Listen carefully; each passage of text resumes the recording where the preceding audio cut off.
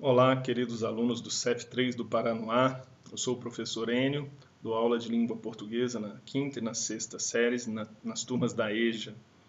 Antes de mais nada, externo aqui o sincero desejo de que todos estejam bem neste momento de crise, de aflição que atinge a todos nós. E como uma iniciativa do colégio, da nossa equipe, vamos aqui oferecer algumas aulas, algumas dicas para que você se mantenha em movimento, mas na medida do possível, dentro de casa. Este primeiro encontro, eu vou relembrar aqui a relação entre texto e contexto. Uma relação que de tão óbvia, às vezes, é esquecida na leitura, interpretação de um texto. Vale dizer que não se aplica apenas ao texto escrito, mas também ao texto falado, como este que eu estou produzindo agora. Então, primeira coisa importante de destacar é que todo texto é produzido dentro de um contexto. De forma mais precisa, nós temos letras e sons que viram palavras, que juntas, e organizadas viram frases, viram orações, períodos. Então, este é o texto em si. Juntar as palavras de forma organizada, racional, e aí eu tenho um texto. No entanto, todo texto tem como finalidade a comunicação. E se existe uma interação entre quem escreveu e quem decodifica esse texto, nós temos sempre a comunicação em uma situação e dentro, claro, de um contexto cultural. Exemplificando, basta você considerar o seguinte, qualquer um passa por isso. Você vai dar determinada explicação sobre um fato, é o mesmo fato, mas você vai explicar para um adulto e você vai explicar este mesmo fato para uma criança. É pouco provável que a linguagem utilizada seja a mesma. Por quê? Porque de acordo com a situação, mais formal, menos formal, nós ajustamos a nossa fala, não é? Nosso vocabulário, nossos gestos, nossa linguagem corporal. E num plano maior, isso tudo constitui o quê? Um contexto.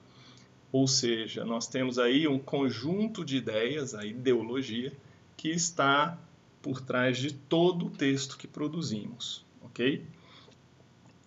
Neste diagrama nós temos a síntese do processo de comunicação. Toda comunicação envolve um emissor e um receptor, que são chamados de interlocutores, né? Nesse ponto, vale lembrar que o processo de comunicação não é estático, ele é dinâmico. No momento em que nós interagimos com alguém, o silêncio desse alguém pode nos levar a mudar a estratégia, a fala, o discurso, não é? Sempre vai ser feito, né? A transmissão vai se dar por meio de um canal, por um código, e aí nós temos a mensagem propriamente dita. Aqui nós temos alguns exemplos de canais, palavra falada, palavra escrita, gestos, sinais, sons, cores, desenhos, né? E aqui embaixo vale destacar uma coisa importante que torna ao mesmo tempo fascinante e às vezes assustadora, né? A comunicação.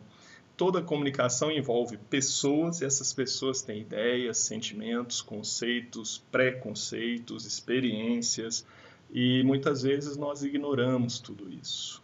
Então, diante do que foi dito, o que é importante lembrar? Quando nós estamos diante de um texto, na medida do possível, é importante perceber em que ano esse texto foi escrito, onde ele foi escrito, foi no Brasil, foi em outro país, quem escreveu, não é? É um jovem, é uma criança, é um adulto, é um velho, né? Um idoso, enfim. Quanto mais informações nós tivermos a respeito da produção textual, maior vai ser a nossa chance de entender, né? Não só o que está escrito ali, mas o que não está escrito, que nós chamamos de entrelinhas, ok? Vou deixar aqui um desafio para vocês, né? Eu coloquei aqui na sequência algumas frases fora de contexto. Reparem, elas não estão no meio de um texto, elas estão soltas. A sua tarefa é registrar aí na folhinha no caderno qual é a interpretação que você faz de cada frase. É uma coisa, é um elogio, é uma crítica negativa, é algo bom, é ruim, enfim, você vai escrever abaixo de cada frase dessa a impressão que tem. Lembrando que elas estão descontextualizadas, mas é a primeira impressão. No próximo encontro, a gente comenta para ver se as impressões foram as mesmas, ok? Fica assim. Muito obrigado pela sua atenção e até a próxima.